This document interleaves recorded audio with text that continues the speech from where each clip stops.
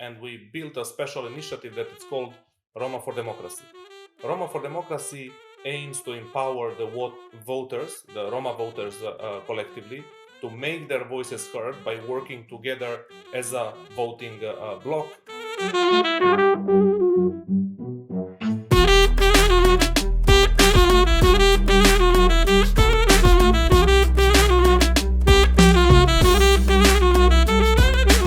Welcome to the Amaro Voice podcast. Amaro is from the Romani language and means our voices, our Sinti and Roma voices among Europe.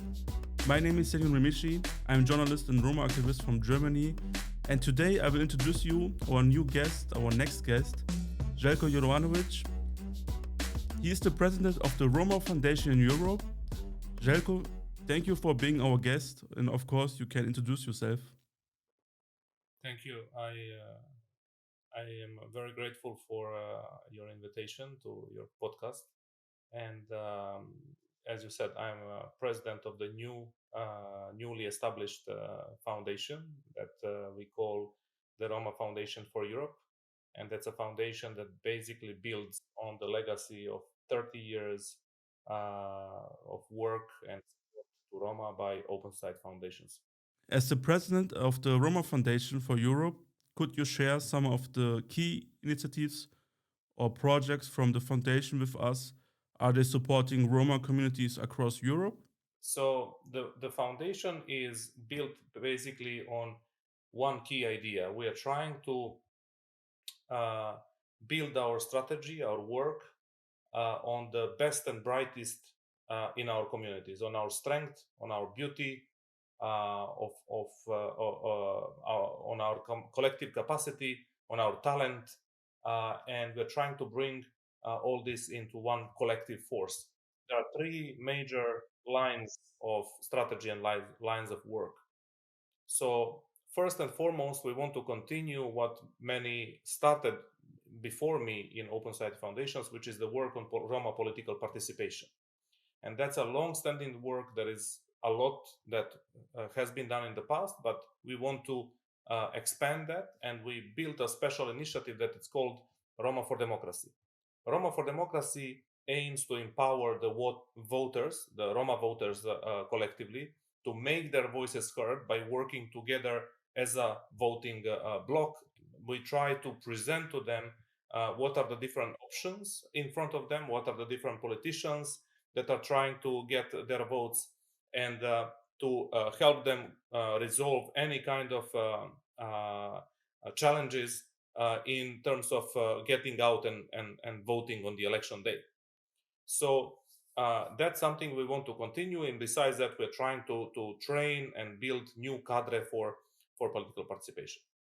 The second line of work is also what we are trying to do with the European Roma Institute for Arts and Culture for many years. And this is to combat racism that we face as a community, but combating racism by building on our pride of who we are, history of what we've been through, and also projection of what we can be in the future. And ERIA has been pursuing this strategy mostly through contemporary art, but also work on history, on language, on campaigning in many parts of Europe, by emphasizing all the artistic and cultural talent and our contribution to Europe. The third line of work is also building on what has been done with Roma education, through Roma Education Fund. And in the fund, we want to pursue new innovative approaches for education for 21st century. That also includes the improvement of how the scholarship program for university studies has been given to the Roma community for many years. And thanks to Roma Education Fund, we probably have never had higher number of Roma university students. So we want to build also on that legacy and improve the way scholarship program works, but also capitalize on the work experience and the youthfulness on the Roma population. And we want to introduce new programs in Roma Education Fund that will help Roma adapt to the jobs, to the labor market of today, because we are living through a digital and green transition, and many jobs will disappear, many will appear.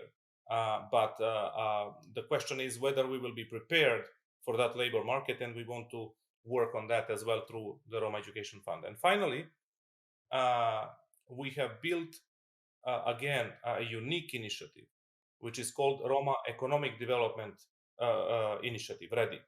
And that initiative is supporting Roma entrepreneurs, small family size business, as a way of self-employment. We basically built an investment fund, like different countries have development banks. So this is kind of a development bank for our entrepreneurs who have less chances to take financial support from the banks and regular institutions because of different reasons. We can talk about it. But this fund will support entrepreneurs, especially those among women and young people who want to start a business and not wait for others whether they will give them a or not. So these are mostly our 4 area of work, which is political participation, arts and culture, education and skills, and entrepreneurship and business development. I think this is very powerful, and also it creates a lot of opportunities for people who maybe don't have opportunities in the main society. So, from your opinion, what are some of the major challenges that Roma community face in Europe today, and how do you believe these challenges could be addressed to help the communities? The challenges that we have had historically haven't changed, whether they are about the barriers for us in the domain of education, economic empowerment and economic opportunity, public health, etc. Of course, that barrier is built by the legacy of racism, and there is no one who can credibly deny that. So those challenges are there. The sense of progress that we have seen in the last years in terms of political participation and advocacy and voice is still far from what we need in order to make a breakthrough. But what has worsened and made these challenges even more present, deeper, and wider is the global politics around us, which has moved first after the financial crisis and migration crisis in Europe, moved to the right, and now moved to the far right. So you can see that in Germany, you can see that in Italy, you can see it recently in Portugal, etc., etc. So if before we were discriminated in the public space, and Mm. the society is kind of didn't much pay attention to our voice and needs and exclusion, etc. Now the times are becoming much more dangerous because there is active political racism against us because it brings votes. And I think this is what we saw in the recent elections in Portugal. In Portugal, we have very small population of Roma comparatively to other countries. Let's say comparatively to Spain. In Spain, the number of Roma is much bigger. But we saw that the far right, at the beginning, attacked us, then gradually moved to the migrants, etc., etc. This is the same scenario we've seen in Hungary back in 2008 to 2009. They started with us, but then moved to attacking others, and then finally attacking the very core of democracy. We've seen the same in Italy. They started with us, Berlusconi, Salvini, etc., etc., and then they attack democracy. So with the far right getting more and more in power, I think the situation for us is becoming more and more dangerous. And in that sense, I think all the challenges that we had already, they're just becoming deeper and even less relevant than before. In Central Eastern Europe, not so much in Germany, but in Central Eastern Europe, we benefited a lot from the expansion, from the enlargement of the European Union, because the European Union insisted on so-called political criteria where you had human and minority rights as kind of a precondition. Of course, the European Union never blocked any country to enter the EU because of the Roma, but still it was an important signal for the countries. Today, we don't have that because the European Union, of course, has the same criteria, but it's not ready, or perhaps better said, it's even less ready to impose the improvement of the situation of Roma as the major or the most important or among the most important issues that the governments have to address. So that's why I think we are somehow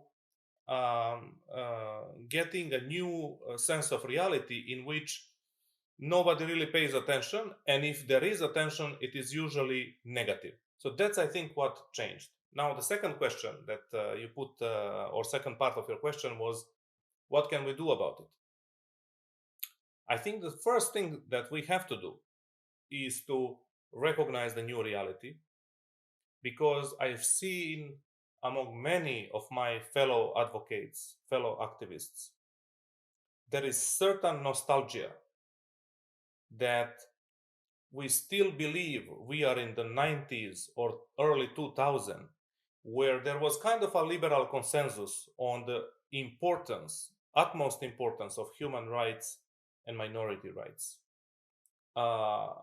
We are past that time, especially after the financial crisis in 2008. And the new reality is much more brutal than that. Then, after we realize that, we will see that even the friends we had among some governments, among some politicians, among the EU and EU, those friends are shrinking. They are busy with other major issues, or it is too expensive politically for them to be our friends, at least be our friends openly. There are very rare examples of people standing up for us publicly. Of course, the example is Mr. George Soros and Alex Soros, or Michael Roth in Germany. But those cases are very rare. They just confirm the rule that generally it becomes very expensive or politically relevant that people stand for us. And that means that you and I, Sejnur, and other fellow Roma activists and advocates have to realize we only have each other. Yeah, I think also the support nowadays is more important than before, and also to use everything what you can use. Like my example, the traditional way was not working for me, so then I focused on social media and used started with social media like 5 years ago, 6 years ago. Could you say something about the importance of representation and leadership with the Roma communities, and about how initiatives are being implemented to support Romani leadership development? If there is an organization in the world that has supported the development of the Roma leadership, that is Open Site Foundations. Nobody else has invested more than Open Site Foundations in developing the leadership among the Roma. Of course, leadership is always important, but people think about leadership in very different ways. When we say leadership in our work and now in the new foundation, we think about collective leadership. We are thinking about how we are supporting others becoming leaders, but also how we understand that Roma leadership is not a place of privilege.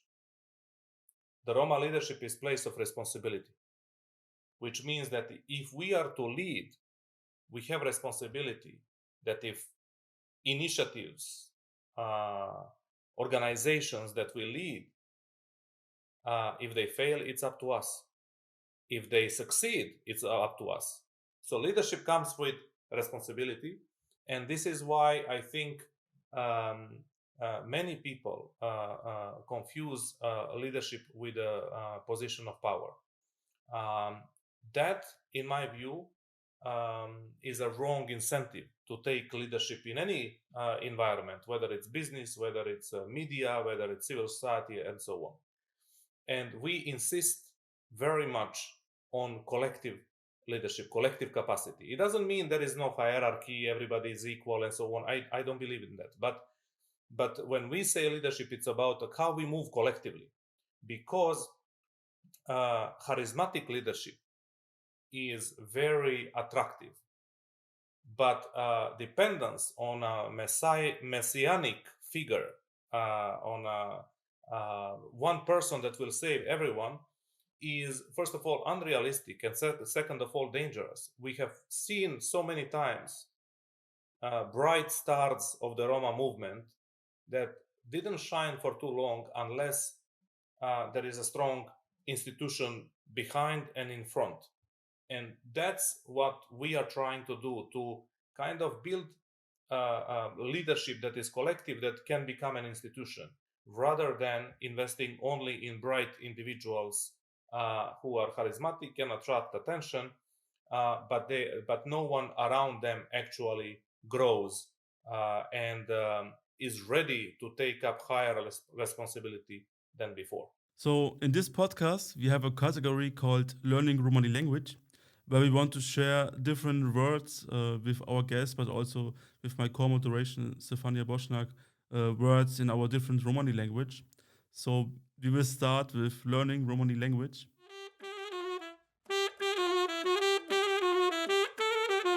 Learning Romani language. So first at all, I would like to ask you, which dialect do you speak? Well, my father is Gurbet, and we speak that dialect. However, since I didn't learn Romani language in my family, because my mom is Beash Roma, this Romanian origin Roma, and she doesn't speak Romani language, but speaks this old Romanian. So in the family, they couldn't speak. So I learned Romani language passively through either cousins or through Roma gatherings, conferences, trainings, and so on. So that's why my knowledge of language is passive. But if there is a language, if there is a dialect, it's probably Gurbet dialect. But I learned a lot from different dialects that I came across. I speak the Arli dialect. Maybe you know Arli dialect. Of course, Arli. Yeah. Yeah. So I have three words. Then we will just compare. Okay. So the first word is brain. Gindo, but this is more thought than brain. Brain. No. Gindo. Okay. So we say Godi. Godi. Okay. Okay. Okay. But I think it's just a pronunciation in different dialects. But Yes. yeah. Godi. Da. Yes. So the second word is wood. So we say kash for wood. Cash. Yes. Yes. Yes. You see, when you say it, the memory comes, but it didn't come immediately. Yeah. And then the last word, I think this is also maybe a very general word, is water. Pai, pani. Okay, so we say pani, but I know Yeah. from that Gurbet say pai. But in our dialect, I don't know in yours, but pai can be also poison. And I can also understand some Gurbet words because my mom is like half Ali, half Gurbet. So I can understand some Gurbet words, but I mostly speak Ali dialect. You know what is dudum? Tudum, it's the melon. Yes, it's like melon. Yes. Yeah, like This melon. So this was learning Romani language.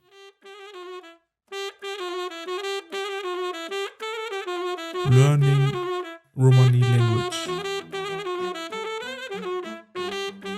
In your opinion, which role can governments, civil society, and NGOs play in supporting the empowerment of the Romani people, and how essential are partnerships for this effort? in ideal world, in an ideal world, governments should have funds for independent civil society. But this is really rarely the case. Only in the most developed societies of Western Europe we can see independent funding for civil society.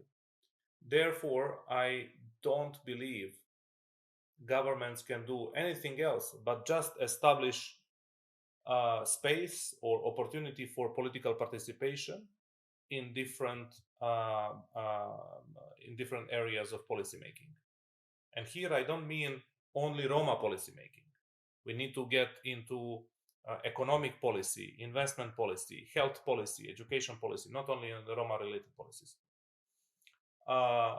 The civil society has been, for us, the major driver of our advocacy and raising our voice in public and political life.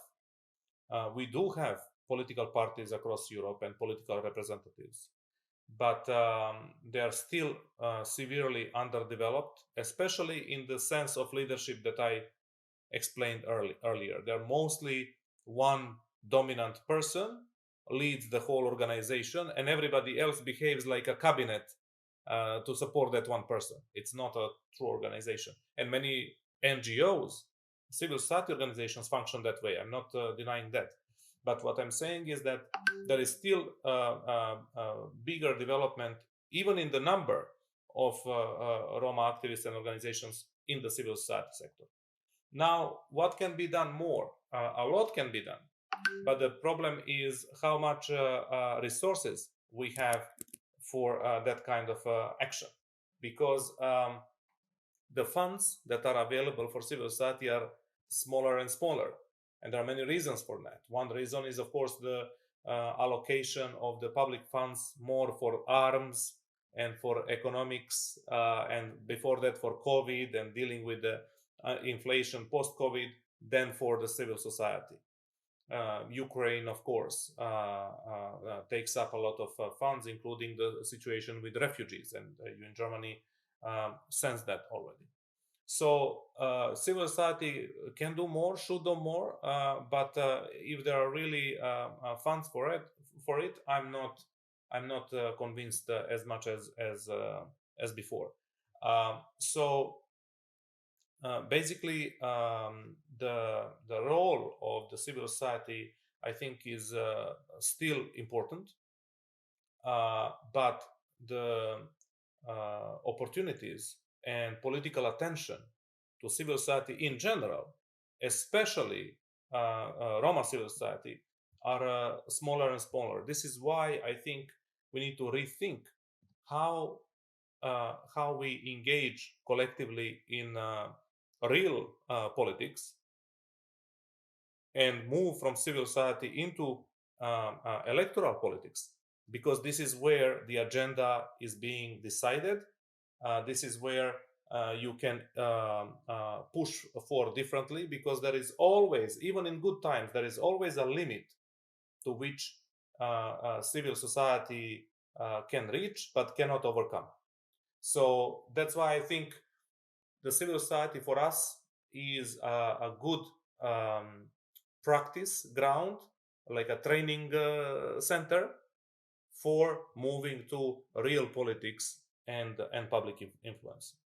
What are your hopes for the future of empowerment and fighting for Roma rights in Europe? And which steps are necessary to achieve these goals? My hope is that there are more and more bright people that can see that we only have each other. Maybe we have some friends, but there are too few. But that we have to turn to each other, and that we have to learn building a compromise, building a greater sense of cohesion among ourselves.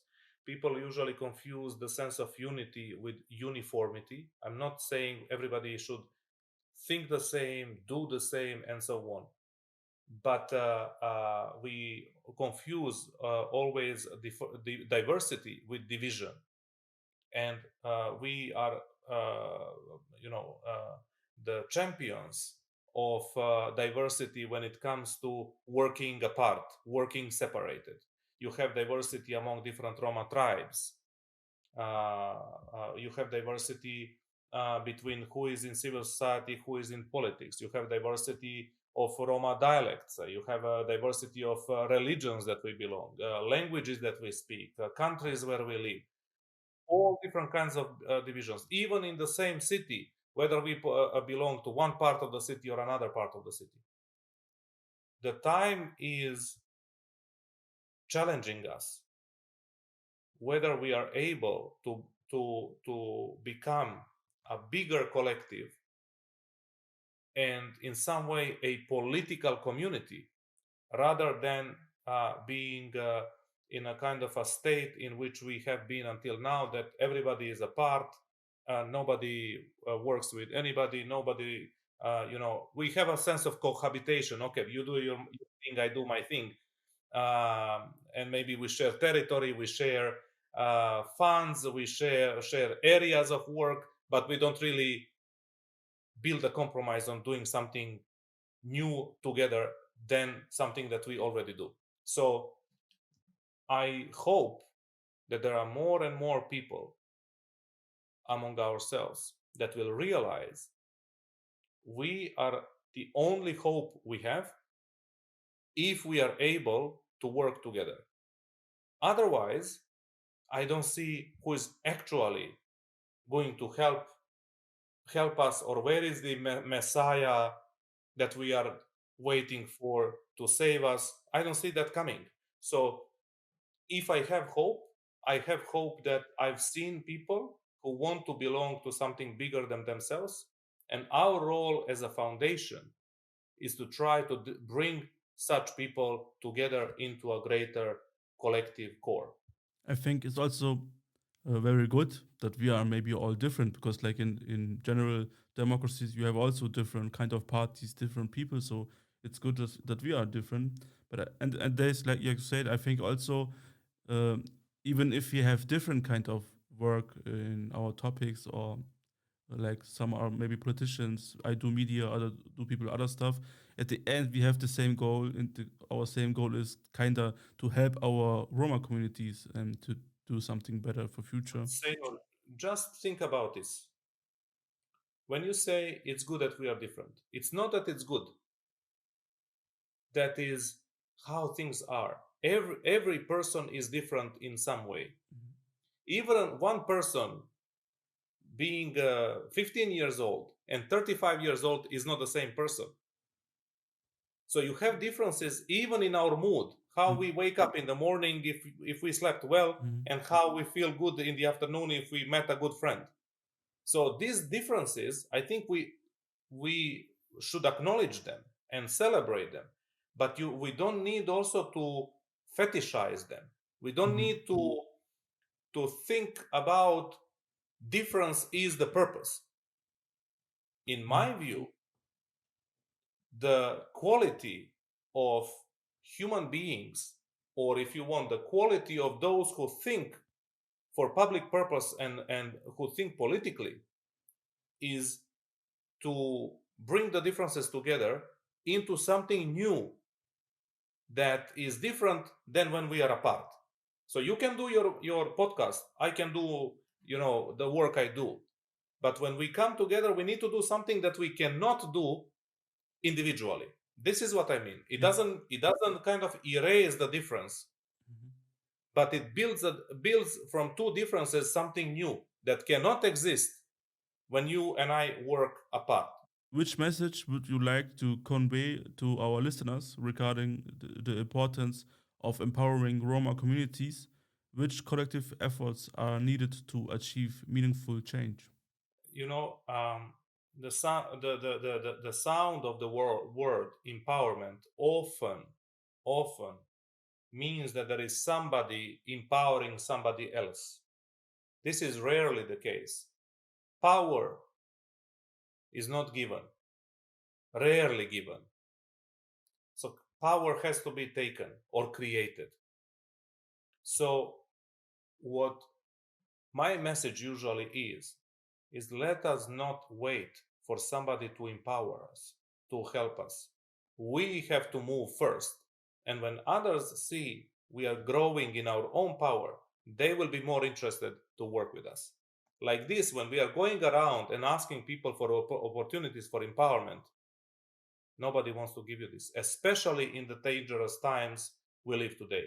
Therefore, my message to your listeners find the people you can work with and try to build a collective power that you don't have being on your own, being isolated, and kind of seeing how the world moves in a more dangerous direction, and we feel powerless to do something about it as long as we stay on our own individualistic and isolated way. So we're coming almost to the end. On this podcast, we like to share, to ask our guests for anecdotes. And do you have from your work in the last few years some anecdotes what you would like to share with our listeners? So recently I was in Bulgaria, and since I went for a meeting with the elected Roma representatives at local level in Sliven, which is one of the cities in Bulgaria, I knew that that's a city of a weightlifting champion who is of Roma origin that recently won a gold medal in European Championship and set a new record in weightlifting, 193 kilos.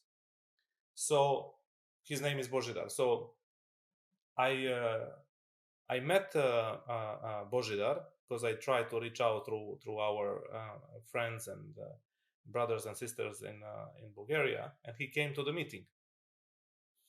And I spoke with him, and I was actually expecting that he, as a champion, is working hard in his club and so on. But I had my own prejudice. I didn't realize that there are other Roma who are in weight lifting. And he told me actually that there are several, even younger ones than him in the club. And he told me something interesting, that that Roma who are weightlifters in the club are actually more disciplined than non-Roma, because this is for them a chance to break through.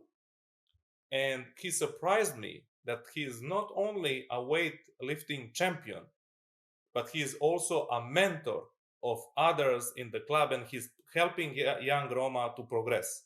So even in that small story in Sliven in Bulgaria, I saw that there are people who think about leadership in a similar way, even in the area of sport, that is individual sport, like weightlifting. It's not a team sport. So he told me that he's helping others develop their talent, develop their strength, develop their career, which is such a pleasant surprise and really stayed with me already for a few weeks. Thanks for watching or listening to us. If you want to support us and you are watching right now on YouTube, you can like this episode, you can subscribe our channel and leave a comment. If you are watching on or listening on Spotify and also on Apple Podcasts, Google Podcasts, and Amazon Music, you can also share this episode and give us 5 stars to support the algorithm. You can follow us on Instagram and TikTok at Amaro Voice, and of course, you can follow also Zeljko Jovanovic on social media. Do you have any closing words? Just to thank you, Sejnur. This work that you do is very, very important, because we need to have more people producing content on social media, because we know that there is a very strong prejudice that is being reinforced by the social media, and people like you trying to bring our own perspective to the audiences and people on social media is very, very important. I wish there are more and more people who are trying to do this. I see there are, and we will need more than that. So you represent basically what a civil society can do in a best sense. Thank you. Yes, of course, there are also more. Thank you for watching or listening. See you next time. Ciao, der Blesser.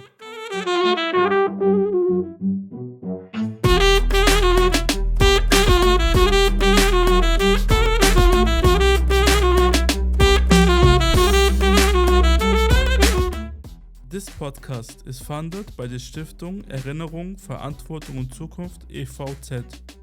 as part of the project Amaro Voice, digitale Bildungsarbeit über die Communities der europäischen Sinti und Roma bei der NGO Medien und Kulturzentrum Deutscher Roma e.V.